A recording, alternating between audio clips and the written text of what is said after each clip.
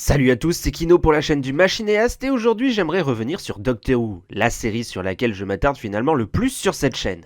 J'adore Doctor Who, je suis un grand fan, mais si jusque-là je ne m'étais arrêté qu'à la nouvelle série, revenue en 2005, et à son spin-off Torchwood, j'ai décidé de franchir le pas et d'aller voir à quoi ressemblaient les premiers épisodes de la première série.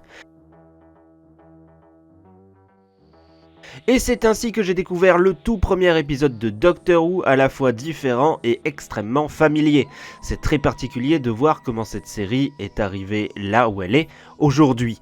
Déjà, il faut savoir que la plus grosse différence qu'il existe entre la première série et celle-ci, c'est le format. Un épisode de la première série ne dure que 20-25 minutes, mais il est compris dans un arc narratif qui s'étend sur plusieurs épisodes. La première histoire, donc, du Docteur, est racontée en 4 épisodes d'un peu plus de 20 minutes chacun.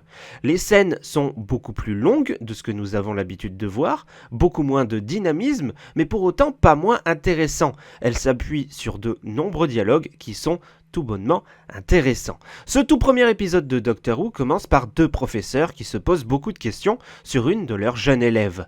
Une certaine Suzanne, qui semble être particulièrement en avance dans certaines matières ou sur certains sujets, est complètement perdue à d'autres moments. C'est pourquoi ils vont essayer de suivre la jeune fille qui s'apprête à rentrer chez elle après les cours.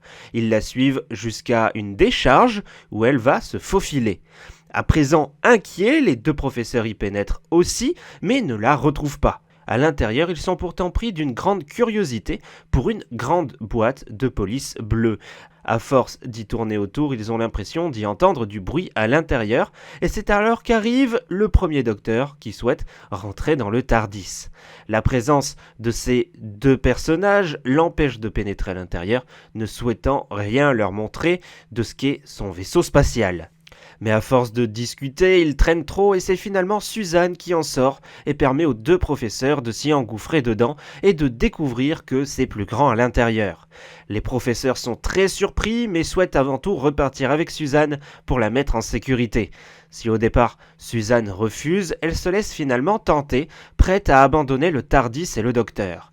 Elle avoue alors être une enfant du 40e millénaire qui est née sur une autre planète et elle déclare aimer la vie en 1963. Elle appelle le docteur grand-père et elle déclare avoir nommé le TARDIS ainsi pour répondre à l'acronyme Time and Relative Dimension in Space. Pour garder Suzanne avec lui, le docteur allume le TARDIS et projette Suzanne et ses deux professeurs dans le temps. Je trouve ce premier voyage fascinant parce que nous nous retrouvons avec des hommes préhistoriques, chose que nous n'avons jamais vue dans la série. Le docteur est rapidement capturé et devrait être libéré en faisant du feu. Je ne vais pas poursuivre plus loin pour vous laisser découvrir le reste de l'histoire par vous-même si vous ne l'avez pas vu. Il est très intéressant, je trouve, de revenir à l'origine de Doctor Who. Les bruitages sont les mêmes, certes. En cours de route, on a gagné un petit peu de couleur à l'image, mais l'essentiel est déjà là. Les dialogues ne sont pas mauvais, les jeux d'acteurs pourraient peut-être être un petit peu meilleurs, mais on se laisse prendre au jeu.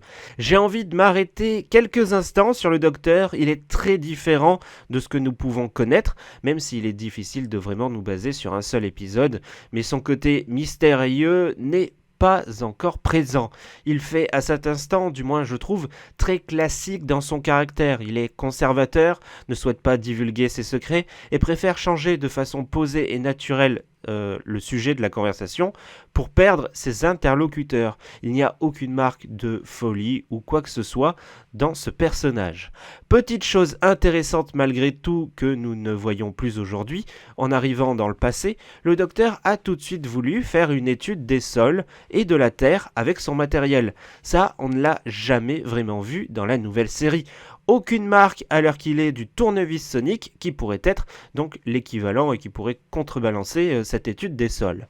C'est une très bonne surprise pour ma part et je pense bien que je vais me mater le maximum de ces vieux épisodes pour comprendre toute la complexité du docteur.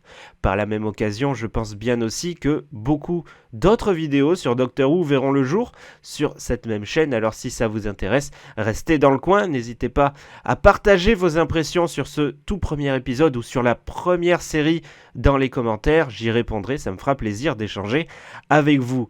Je vous mets également un petit lien en description pour que vous puissiez voir l'épisode si donc vous ne l'avez pas vu, il est en streaming.